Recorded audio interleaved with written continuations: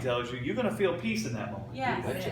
All of a sudden, you're going to feel a calmness and a quiet come upon you. Because all of a sudden, you're going to see that you have intimacy with the Son.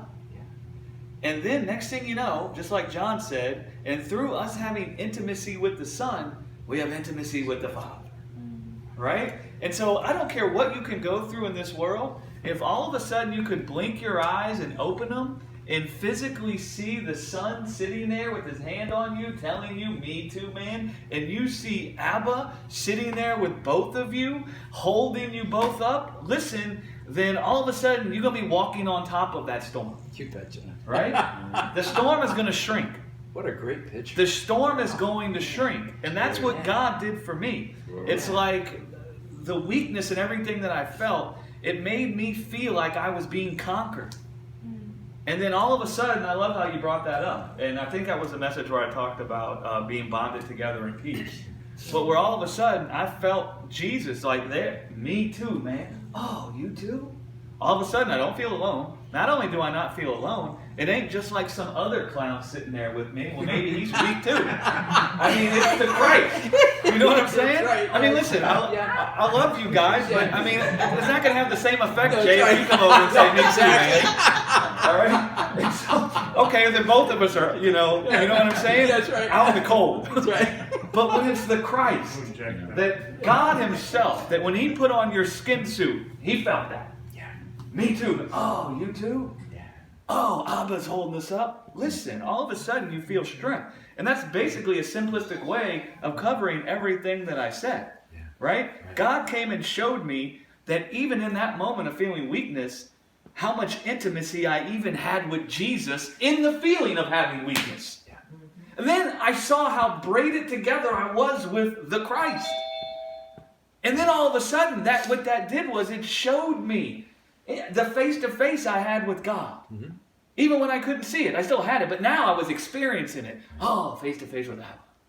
Right? Yeah. And I see that he led me into the place where this weakness that I felt no longer told me that I lacked something.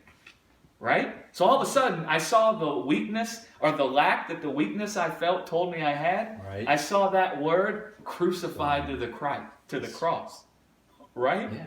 I saw it crucified to the cross. And so this weakness isn't a word that I lack. How did I see that? Because God came and guided me into that place by showing me my life in the person of Jesus. Because I see that Jesus also felt weakness. Yeah. And so that tells me this weakness I feel can't be a word that I lacked. It crucified my heart, or it circumcised my heart from the word of lack. All of a sudden, even when I feel weakness now, I find my heart saying, I do not lack. Right. All of a sudden, even when I feel my soul subverted now, and I feel like I don't have strength, I find myself saying, God's grace is my sufficiency. You bet.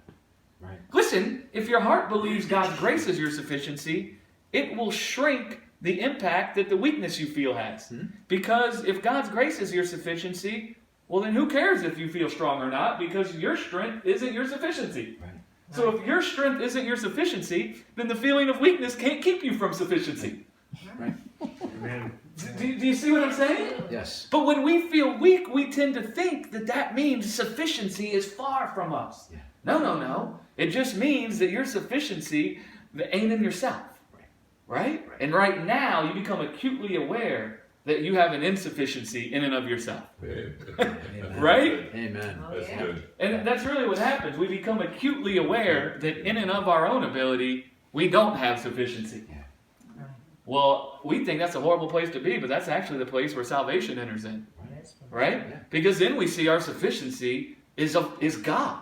His grace is my sufficiency. Oh, does anybody think God can ever lack sufficiency? No. Well, then how can I? How can I? If I've been braided together with God through Christ, and the Holy Spirit is dwelling in me, how can I ever be separated from strength? I can't be.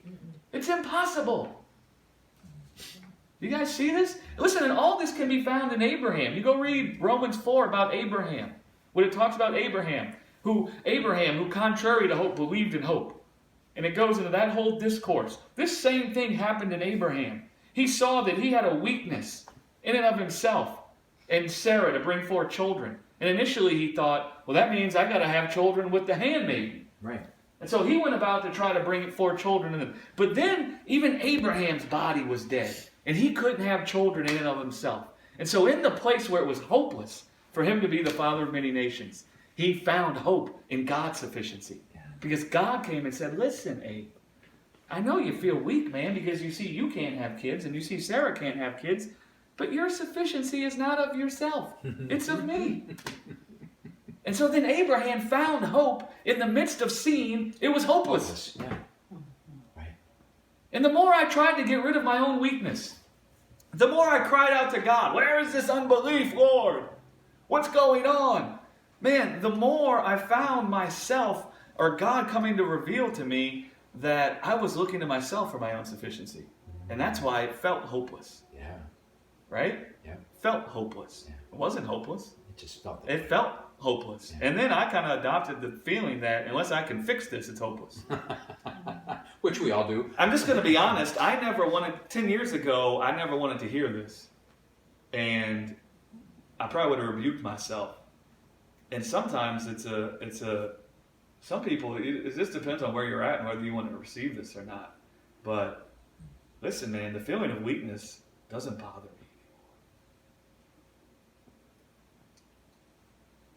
And I actually find more life manifesting in me even when I feel weakness than when things feel good. Yeah. Like I feel a supernatural strength come upon me now. Yeah. Where I don't despise the idea, like I don't judge it to be negative if I feel weakness. It's just weakness, right? Right. Yeah. I just judge it to mean I've come across something in this world that doesn't consist of life. And I'm not the kind of being that was created to encounter death. Yeah. And so if I encounter death, and that death is trying to point out to me that I have an inability to find life in this world, listen, I no longer judge that to be a negative thing. I actually judge it to be a beautiful thing, because now I'm going to have the opportunity to once again fellowship with the truth that my ability to have life isn't found in my own strength. Yeah. And that's a beautiful thing. Yeah. It's a beautiful thing.